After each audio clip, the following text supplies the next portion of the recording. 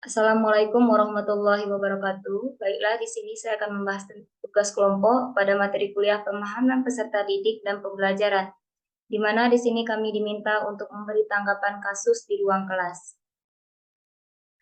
Nah, anggota kelompoknya terdiri dari saya sendiri, yaitu Faizah Khairiyah, Hafifah Hadistia, dan Jamila Sari. Kami dari Undri Pendidikan Matematika kelas B.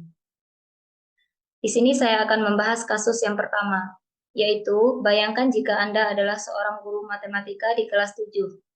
Saat ini Anda hendak menyampaikan materi mengenai matematika sosial, yakni mencari nilai rata-rata. Untuk memudahkan peserta didik dalam memahami pembelajaran, Anda mencoba untuk membuat urutan atau langkah-langkah yang perlu diikuti oleh peserta didik agar dapat mencari nilai rata-rata pada sebuah soal. Anda meminta kepada peserta didik untuk mengerjakan soal yang Anda berikan. Hasilnya, peserta didik mampu mengerjakan dengan benar sesuai dengan langkah yang telah Anda siapkan. Beberapa saat kemudian, Anda meminta kepada peserta didik untuk mengulangi soal yang sama tanpa melihat urutan pengerjaan soal, dan peserta didik mampu mengerjakannya dengan benar. Nah, di sini, eh, menurut Anda, apa yang membuat peserta didik mampu mengerjakan soal dengan baik pada percobaan kedua?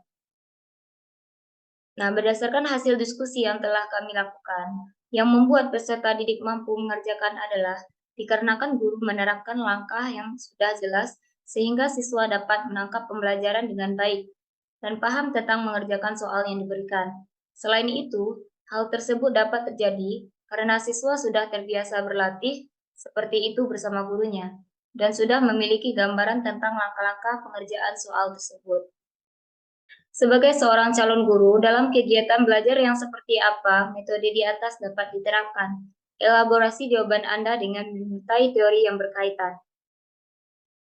Metode yang diterapkan pada pembelajaran tersebut adalah metode latihan soal dan penugasan. Hal ini berdasarkan pada teori belajar behavioristik yang berfungsi sebagai dasar penguatan pada implementasi metode belajar tersebut. Teori belajar behavioristik adalah teori belajar yang berfokus pada perubahan perilaku peserta didik sebagai hasil dari proses pembelajaran. Menurut teori ini, perubahan peserta didik disebabkan oleh adanya interaksi antara stimulus dan respon. Pemilihan teori ini berbicara pada kelebihan yang antara lain, teori behavioristik mampu menghasilkan suatu perilaku yang bersifat konsisten terhadap bidang tertentu.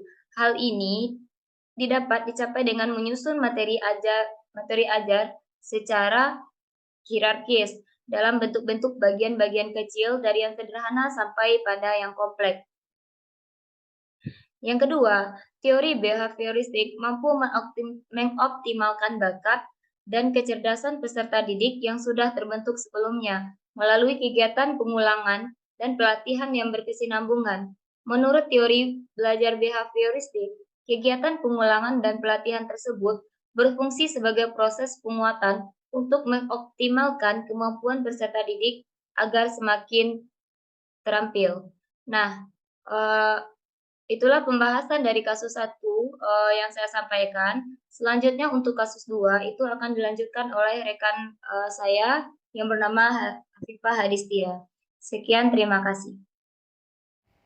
Assalamualaikum warahmatullahi wabarakatuh. Saya Hafifah Hadistia. Saya akan melanjutkan diskusi kelompok saya yaitu pada kasus 2, Rina adalah seorang guru di kelas 1 SD.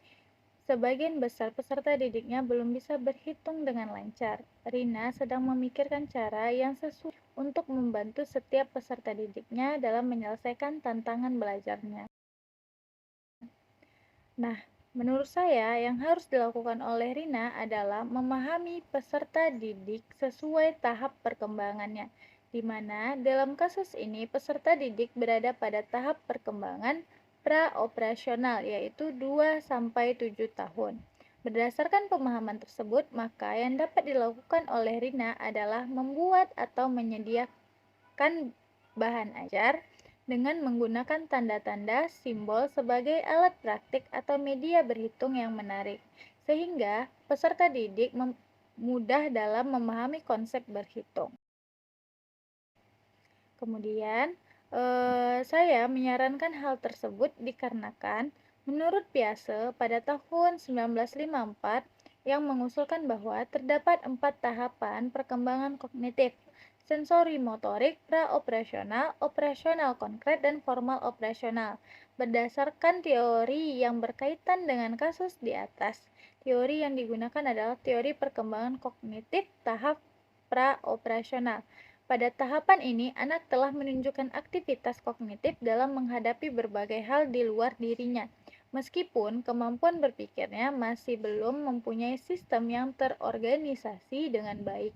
Namun, anak sudah mampu memahami realitas di lingkungan dengan menggunakan tanda-tanda dan simbol. Oke,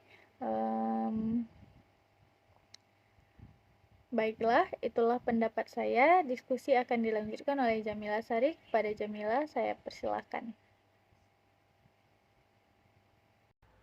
Baiklah, saya akan melanjutkan penjelasan dari Hafifah Hadistia. Kasus ketiga yaitu Made adalah seorang guru yang mengajar di salah satu sekolah negeri wilayah Bali.